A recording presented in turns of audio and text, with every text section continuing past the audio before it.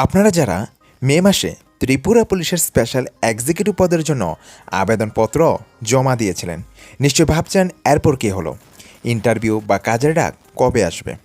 সম্প্রতি রাজ্যের একটি প্রথম সারির দৈনিক সংবাদপত্রে অর্থাৎ স্যান্দন পত্রিকা এ নিয়োগ নিয়ে একটি বড় খবর প্রকাশিত করেছে।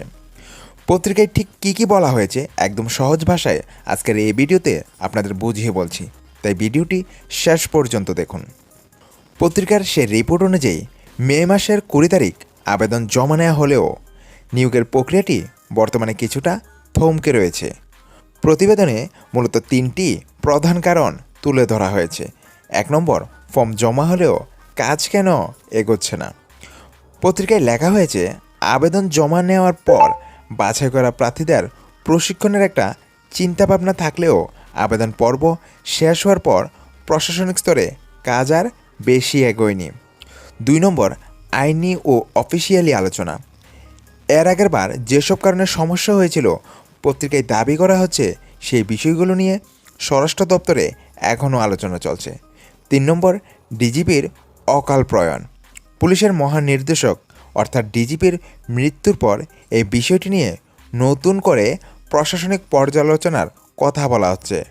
তবে একটা কথা মাথায় রাখবেন, সরকার বা পুলিশের পক্ষ থেকে কিন্তু এই নিয়ে আনুষ্ঠানিকভাবে কোনো বাতিলের কথা বলা হয়নি।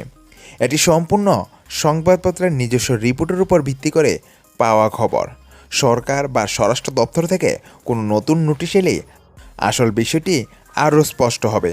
তাই এখনই হতাশ হওয়ার কিছু নেই, আমাদের অফিসিয়ালি খবরের জন্য অপেক্ষা করতে হবে। আমরা আশা করব সরকার খুব দ্রুত এই 6367 জন আবেদনকারীর কথা ভেবে ভালো কোনো সিদ্ধান্ত নেবে।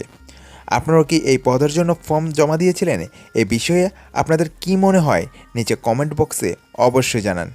ত্রিপুরা পুলিশ ও অন্যান্য চাকরির সমস্ত সঠিক খবর সবার আগে পেতে এবং সহজ ভাষায় পেতে ত্রিপুরা এসপিও ব্লগ চ্যানেলটিকে লাইক ও সাবস্ক্রাইব করে পাশে থাকুন। ধন্যবাদ। জয় হিন্দ, জয় ভারত।